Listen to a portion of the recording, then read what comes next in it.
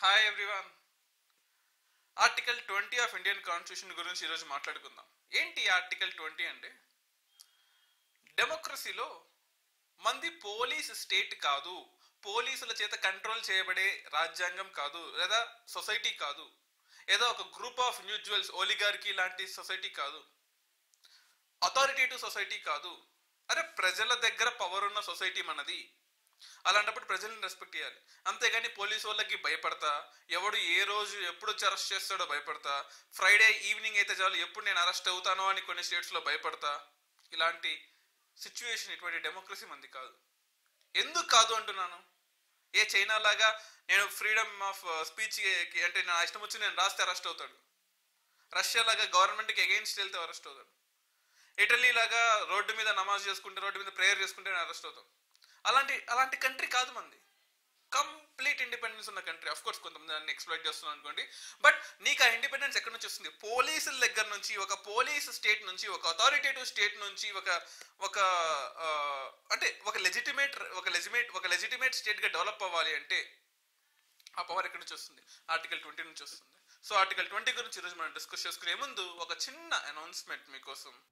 అన్అకాడమీలో 2 years UPSC CSE GS batches start అవుతున్నాయి. 2 years course అంటే particularly degree చదివే వాళ్ళకి బాగా యూజ్ అవుతాయి. అండ్ 2023లో అటెంప్ట్ ఇవ్వాలన్న ఎవరైనా అనుకుంటే వాళ్ళకి ఈ బ్యాచెస్ ఖచ్చితంగా ఉపయోగపడతాయి. ఇది బైలింగ్వల్లో ఉంటాయి, హిందీ అండ్ ఇంగ్లీష్లో ఉంటాయి.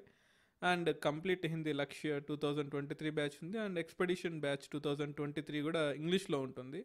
అండ్ 28th December నుంచి ఇది స్టార్ట్ అవుతుంది. సో ఆల్రెడీ మనకు టైం అవుతుంది.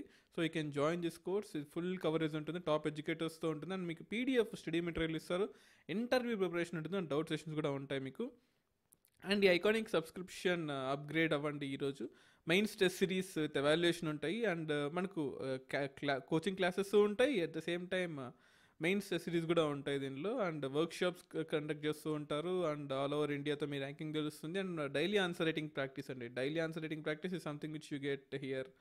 So you can use the code UPSC CSC అనే కోడ్ యూజ్ చేస్తే will get a discount of 10%.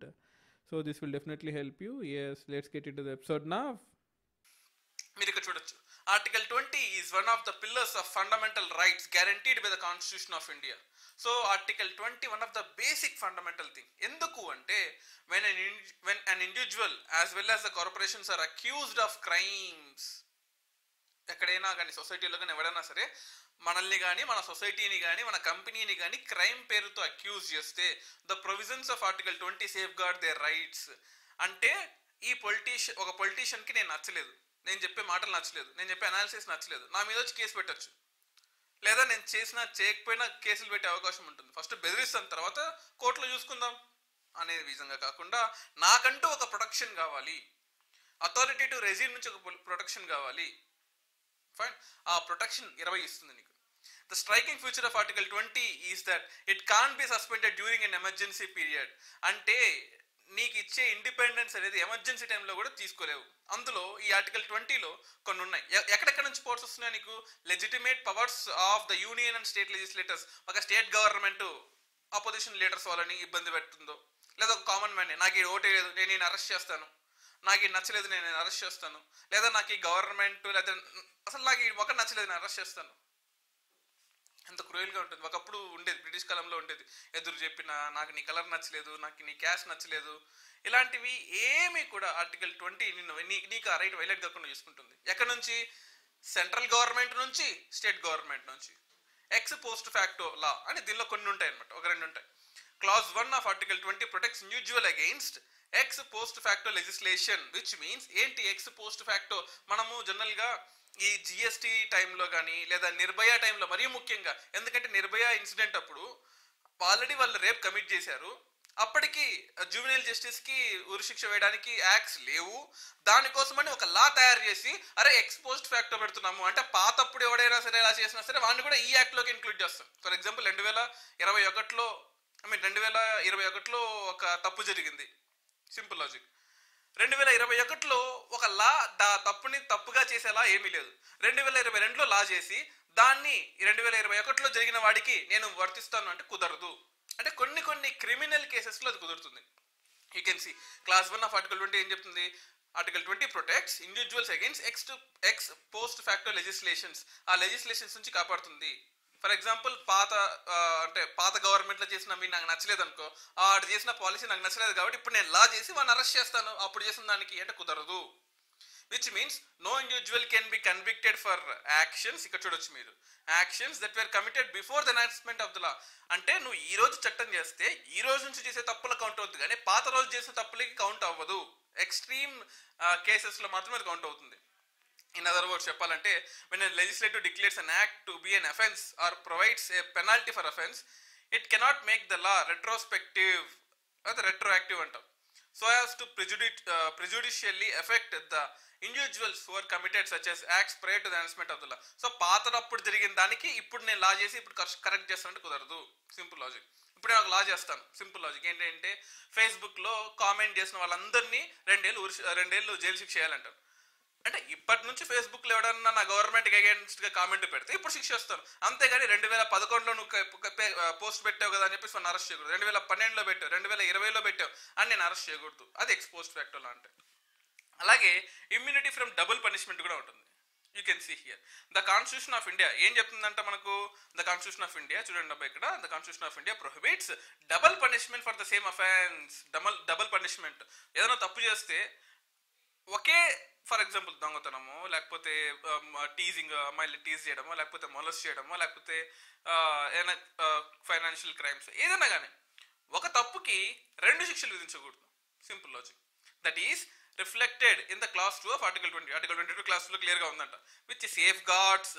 ఎందుకు ఇలాని సొసైటీలో పోలీస్ పవర్ నుంచి సేఫ్ గార్డ్ చేస్తున్నాయి నిన్ను. అండ్ ఇండివిజువల్, మనకు ఇండివిజువల్ కి you can see here individual from facing multiple punishments or successive criminal proceedings for the same crime. ఒక తప్పు చేస్తే వాడికి సెక్షన్ ఐపీసీలో 202, 303, 306, 205 ఇలా రకరకాల యాక్ట్స్ పెట్టి అన్నీ నేను వేస్తుంటే కుదరదు. అంటే ఒకే తప్పుకి 2-3 శిక్షలు వేయకూడదు. వీడికి 5 ఏళ్ళు జైలు శిక్ష చేస్తాను, 7 ఏళ్ళు కఠినకార శిక్ష చేస్తాను, ఒకసారి ఊరి శిక్ష చేస్తాను, ఇలా చేయకూడదు. అంటే సిఆర్పిసిలో ప్రొసీజర్ ని ఫాలో అవ్వు. మన కోర్టులో మన సినిమాలో చూస్తుంటాం, వీడికి 302 ప్రకారం 305 ప్రకారం ఉండటం. అది ప్రొసీజర్ ఎస్టాబ్లిష్డ్ బై సిఆర్పిసిలో ఉంటుంది. నువ్వు ఏ ప్రొసీజర్ ఫాలో అవ్వాలి అబ్బాయి అని. అంతేగాని ఒకే తప్పుకి మల్టిపుల్ పనిష్మెంట్స్ అయితే ఎక్కడ ఉండవు నీకు. You can see here no person shall be prosecuted and punished for the same offence more than once. ఒకసారి తప్పు చేస్తే ఒకదాని మించి 2 సార్లు శిక్ష చేయడానికి లేదు. వీడికి 2 ఏళ్ళు శిక్ష చేశాను, తర్వాత ఫర్ ఎగ్జాంపుల్ నేను ఒక దొంగతనం కమిట్ చేశాను, ఒక ఆర్బీఐ నుంచి ఒక 10,000 దొంగతనం చేశారు అనుకోండి, నోటు 2 ఏళ్ళు జైలు శిక్ష చేశారు అనుకోండి. నా టర్మ్ అయిపోయిన తర్వాత ఒక లా తయారు చేశాను, ఎవడన్నా దొంగతనం చేసి 5 ఏళ్ళు జైలు శిక్ష చేయాలని చెప్పేసి. ఇప్పుడు నేను 2 ఏళ్ళు ఇద్దరు నేను అనుభవించాను, ఇప్పుడు ఆమె ఎక్స్ట్రా 3 years నాకు యాడ్ చేయాలంటే కుదరదు. No, it's impossible. ఎందుకు impossible? Immunity from double punishment constitution నీకు ఇస్తుంది. అంటే నీకు నచ్చని వాడు, నీకు గవర్నమెంట్ ఏదైనా నీకు నచ్చలేదు అనుకో, లేదా నువ్వు గవర్నమెంట్ నచ్చలేదు అనుకో, నేను నీ మీద కక్ష కట్టి నీకు ఎక్స్టెండ్ చేస్తాను శిక్ష అంటే కుదరదు. అలాగే no immunity from proceedings. Although article 20 disapproves the doctrine of double jeopardy, it does not give immunity from proceedings before the court of law tribunal. Double jeopardy కూడా మనకు ఉంటుంది. Hence A public servant who has been punished for an offence, second statement important మనకు, in a court of law may be yet subjected to departmental proceedings of the same offence. For example, మనం ఒక criminal crime అంటే మన అంటే ఒక IAS officer, ఒక IPS officer criminal crime చేశాడు లేదా సివిల్ క్రైమ్ చేశాడు. సివిల్ పరంగా ఉంటుంది కొన్ని విషయాల్లో, కొన్ని క్రిమినల్ పరంగా కూడా ఉంటాయి అనమాట. డబుల్ జియోపార్టీ అంటే అడ్మినిస్ట్రేటివ్ ట్రిబ్యునల్స్ ప్రకారం నీకు శిక్ష ఉంటుంది, డిమోషన్ అవ్వచ్చు. 1 2 సిఆర్పిసి ప్రకారం నువ్వు తప్పు చేసా కూడా నీకు జైలు శిక్ష ఉండొచ్చు. డబుల్ జియోపార్టీ కదా అక్కడ నీకు. డబుల్ జియోపార్టీ జనరల్గా ఉండదు, కానీ డబుల్ జియోపార్టీ కొన్ని కేసెస్లో వర్తిస్తుంది. అర్థమవుతుందని చెప్పేది. ఒక తప్పు చేస్తే నువ్వు సస్పెండ్ అవ్వచ్చు నీ అడ్మినిస్ట్రేటివ్ రూల్స్ ప్రకారము, లేదా నువ్వు బ్యాంకో, నువ్వు ఒక ఎలక్ట్రిసిటీ డిపార్ట్మెంటో, నువ్వు ఒక ఏదన్నా గవర్నమెంట్ అఫీషియల్ అయితే సిఆర్పిసి ప్రకారము నువ్వు జైలుకి వెళ్ళే అవకాశం కూడా ఉంటుంది. 2 రకాలుగా ఉంటాయి.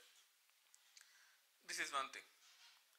Next immunity from self incrimination. మనము టీవీలో చూస్తుంటాం కదా, పోలీసు వాళ్ళు కొట్టి నీకే నువ్వే శిక్ష ఒప్పుకునే విధంగా చేస్తుంటారు. కొట్టి ఒక 10 దెబ్బలు కొట్టి 3rd degree 4th degree 2nd degree అని చూస్తుంటాం కదా. నేను ఒప్పుకుంటాను లేండి, ఈ శిక్షలు ఈ టార్చర్ నేను భరించలేనని చెప్తుంటామే.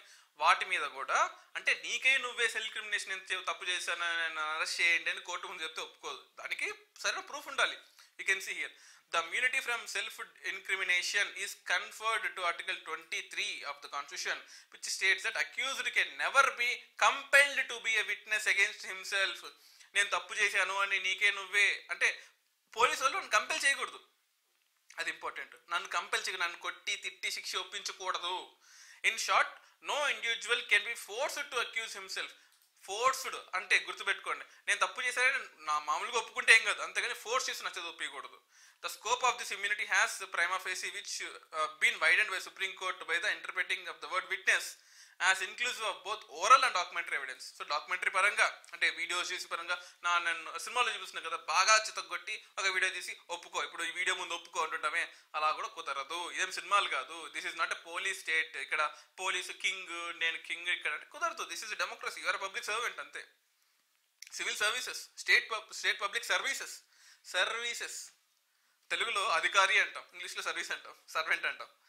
So hence no person can be compelled to furnish any kind of evidence reasonably like to support prosecute against. Simple ఈ స్టేట్మెంట్ కూడా చూడండి. సో ఎవరికైనా సరే వాడికి వాడే నేను తప్పు చేశాను అని చెప్పేసి నేనే డాక్యుమెంట్ అని చెప్పి ఒప్పుకోకూడదు. సింపుల్ అలాంటిదే. హుస్సేన్ ఆరా వర్సెస్ బీహార్ హోమ్ సెక్రటరీ కేసులో సుప్రీంకోర్టు ఏం చెప్పిందంటే, నీకు వాటి మీద డౌట్ వచ్చి జైల్లో పెట్టావు, ప్రాసిక్యూషన్ నీ దగ్గర సాక్ష్యాలు దొరకలేదు, 2 ఏళ్ళు పెట్టావు, 3 ఏళ్ళు పెట్టావు, చివరికి వాడిని వదిలిపెట్టేశావు. ఓకే, తర్వాత బలమైన సాక్ష్యం దొరికింది, వాడే చేశాడు పర్టికులర్ తప్పని, మర్డర్ రేపు. అప్పుడు కోర్టు 7 ఏళ్ళు శిక్ష చేసింది దానికి.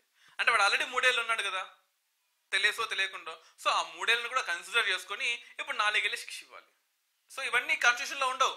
అన్ని రాజ్యాంగంలో రాస్తాయా? రాయవు. మరి ఎక్కడివి? సుప్రీంకోర్టు ఇంటర్ప్రిట్ చేసుకుంటాయి. So that is article 20. ఒక protection about conviction of offences, ఒక ప్రొటెక్షన్ అబౌట్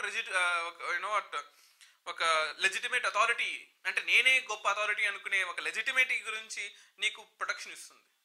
ఒక అథారిటేటివ్ రెజ్యూమ్ నుంచి నీకు ప్రొటెక్షన్ ఇస్తుంది. ఒక డెమోక్రసీని బతికిస్తుంది. ఒక పోలీస్ అనేవాడు, గవర్నమెంట్ అనేవాడు నీకన్నా గొప్ప కాదు అని నీకు చెప్తుంది. నువ్వు గవర్నమెంట్కి భయపడక్కర్లేదు అని నీకు కాన్స్టిట్యూషన్ ఆఫ్ ఇండియా ఆర్టికల్ 20 చెప్తుంది. సో ఇవన్నీ కూడా ఆర్టికల్ 20 నుంచి మనం ఇంటర్ప్రిట్ చేసుకోవచ్చు. ఎందుకంటే దిస్ ఈస్ రాజ్యాంగాన్ని చదివితే మీకు అన్ని అర్థం అవ్వాలని రూల్ ఏమీ లేదు. So there are so many things which we cannot be understood. సో ఇవన్నీ కూడా ఈ ఆర్టికల్లో మీకు చెప్పడం జరుగుతుంది. సో దయచేసి మీ ఫ్రెండ్స్కి షేర్ చేయండి. షేర్ చేస్తేనే కదా నాకు ఎక్కువ మంది వ్యూస్ వస్తే I feel like motivated. Okay, ఇంత చేస్తున్నాం కాబట్టి, ఇంత వర్క్ చేస్తున్నాం కాబట్టి చేయాలనిపిస్తుంది. లేకపోతే ఓకే స్టాప్ చేద్దాం అనే థాట్ అప్పుడప్పుడు వస్తుంటుంది. But your views, your comments particularly that drive me very much forward. ఎందుకంటే that is what my inspiration comes from కదా.